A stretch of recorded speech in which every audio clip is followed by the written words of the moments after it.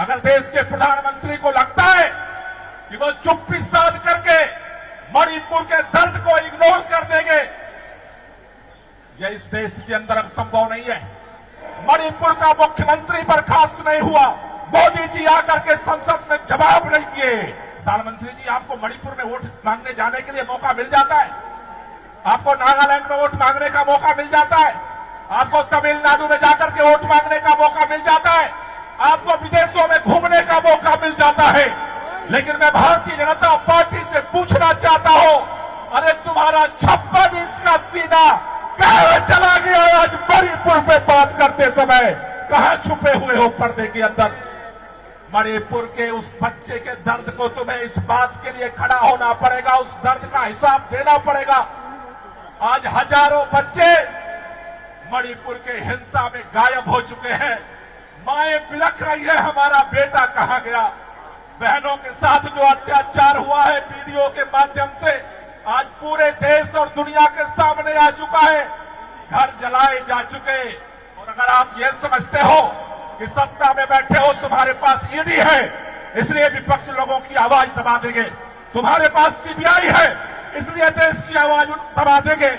अरे मोदी तेरे राज में मणिपुर जल गया आग में। अगर मणिपुर जैसे लोगों के सीने पर आपकी सत्ता के संरक्षण में अगर लोगों के पेट पर लात मारा जाता रहेगा, अगर लोगों की आबरू पे लात मारा जाता रहेगा, यकीन मानो इस देश के लोगों की आह 2024 के चुनाव में इंडिया को जिताने जा रही है और मोदी को हराने जा रही है। इसलिए आपको डर लगता है। मणिपुर वासियों के दर्द में यहां शामिल होने आए हैं। मैं देख रहा हूं काफी दूर दूर तक लोग बिखरे हैं। सभी से निवेदन है कि एक बार मंच की तरफ आ जाएं। जितने साथी हैं सभी जितने साथी आए हैं इनके समर्थन में सभी लोग मंच के पास आ जाएं और एक बार दोनों हाथ की मुट्ठियां बांधेंगे। सभी दोनों हाथ की मुट्ठियां बांधेंगे और पूरी ताकत के साथ दोनों हाथ ऊपर करके एक बार नारा लगाएंगे, भारत माता की, भारत माता की। एक कलाम बंदे बंदे। अरे मोदी तेरे राज में मणिपुर जल गया आग में। अरे मोदी तेरे राज में मणिपुर जल गया आग में। अरे मोदी तेरे राज में मणिपुर जल गया आग में। दोस्तों, ये बताने की जरूरत नहीं है कि आज की तारीख में भारत का एक अभिन्न अंग मणिपुर के लोग किस दुर्दशा से गुजर रहे। मैं पिछले एक हफ्ते से देख रहा हूं टेलीविजन चैनल पर भारतीय जनता पार्टी के नेता आते हैं, संसद के अंदर भारतीय जनता पार्टी के नेता खड़े होते हैं और पूछते हैं कि मणिपुर पे अगर चर्चा चाहते हो तो राजस्थान की भी चर्चा करो। कहते हैं मणिपुर पे चर्चा चाहते हो तो विपक्ष के जो अलग अलग राज्य हैं वहां की स्थितियों पर चर्चा करो।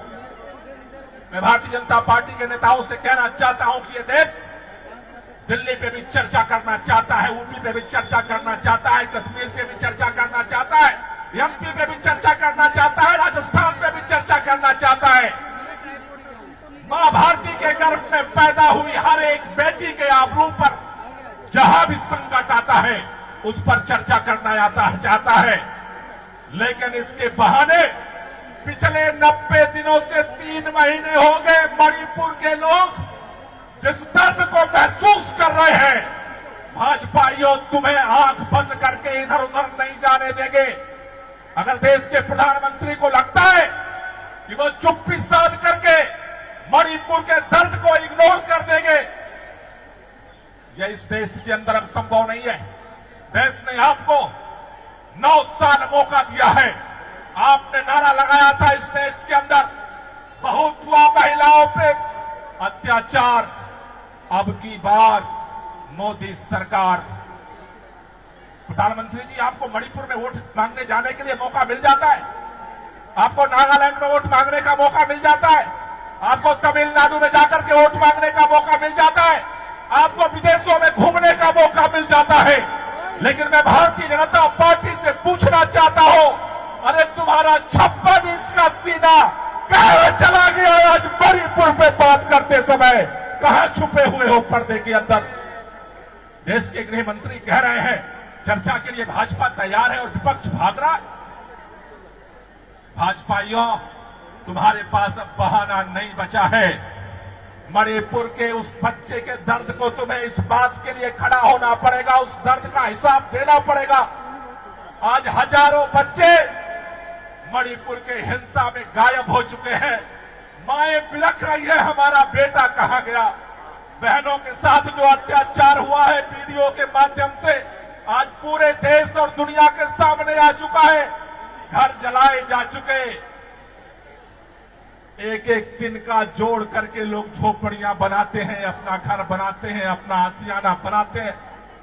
जल करके खाक हो चुका है और तुम कहते हो मणिपुर पे चर्चा हम तब करेंगे जब राजस्थान पे चर्चा होगी। शर्म नहीं आती भारतीय जनता पार्टी के लोगों को? और अगर आप ये समझते हो कि सत्ता में बैठे हो, तुम्हारे पास ईडी है इसलिए विपक्ष लोगों की आवाज दबा देंगे, तुम्हारे पास सीबीआई है इसलिए देश की आवाज दबा देंगे। मणिपुर का मुख्यमंत्री बर्खास्त नहीं हुआ, मोदी जी आकर के संसद में जवाब नहीं दिए। मैं कहना चाहता हूं, अंग्रेजों को भी यही लगता था कि उसके राज में सारी ताकत उसके पास है, लेकिन मां भारती के यही बेटे बेटियों के पूर्वज थे। जब अंग्रेजों का अहंकार अपने सर पे चढ़कर बोलने लगा, इसी भारत से आवाज उठे, अंग्रेजों भारत छोड़ो, और अंग्रेजों को भारत छोड़ करके जाना पड़ा। पूरे देश में आवाज उठ रही है, अगर मणिपुर को न्याय नहीं मिला, मणिपुर में अगर शांति स्थापित नहीं हुई, मणिपुर का मुख्यमंत्री बर्खास्त नहीं हुआ, मोदी जी आकर के संसद में जवाब नहीं दिए।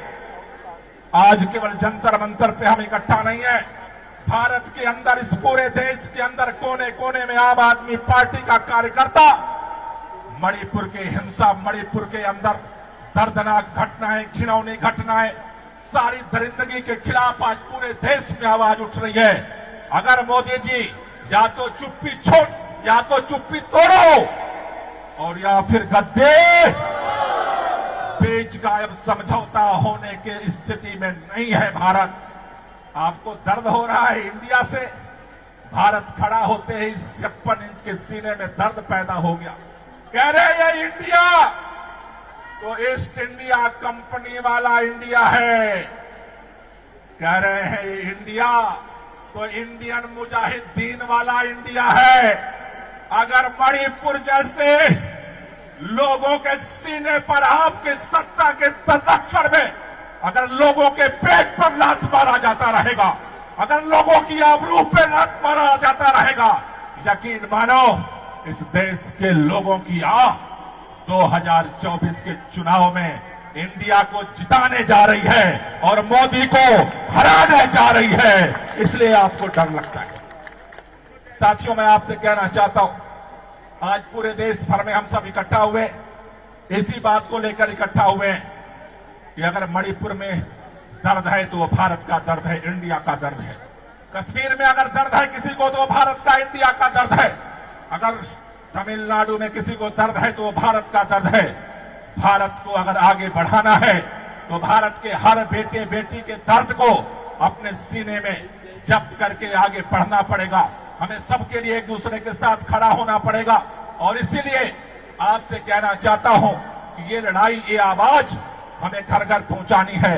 आज की तारीख में इस आवाज को इस मंच के माध्यम से हम ये भी कहना चाहते हैं, आज का आवाज को संसद में उठाने के कारण हमारी पार्टी के राज्यसभा सांसद संजय सिंह को जिस तरह से निलंबित किया गया है, आज ये पूरा सदन, आज सड़क पर उतरे हुए सभी लोग इस बात की मांग करते हैं, संजय सिंह का निलंबन वापस लो।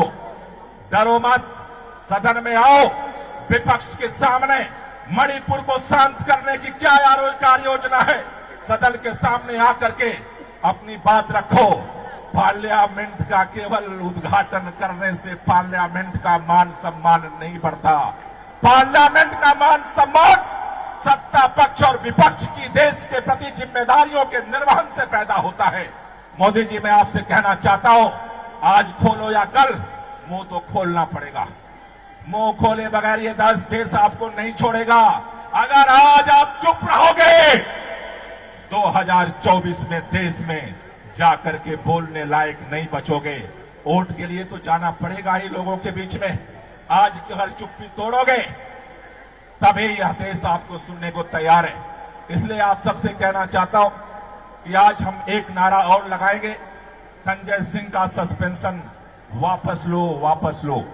राज्यसभा सांसद संजय सिंह का सस्पेंशन वापस लो, वापस लो, वापस लो, संजय सिंह का सस्पेंशन वापस लो, वापस लो, वापस लो। लोकतंत्र की हत्या बंद करो, बंद करो, बंद करो, लोकतंत्र की हत्या बंद करो, बंद करो, बंद करो, मणिपुर में हिंसा बंद करो, बंद करो, बंद करो, मणिपुर में हिंसा बंद करो। बंद करो, बंद करो। मैं बोलूंगा लड़ेंगे और आप सबको बोलना है जीतेंगे। दोनों हाथ ऊपर करके मैं बोलूंगा लड़ेंगे और आपको बोलना है। जो लोग इस लड़ाई में शामिल होने आए हैं, पूरी ताकत से आवाज पहुंचनी चाहिए। संसद परिसर में हम प्रवेश नहीं कर सकते, लेकिन हमारे पार्टी के सांसद, हमारे नेता संजय सिंह अकेले दम पर पूरी पार्लियामेंट के सामने इस मोदी की हुकूमत से लड़ रहे हैं। हमें यहां से आवाज उनको आज यहां आना था।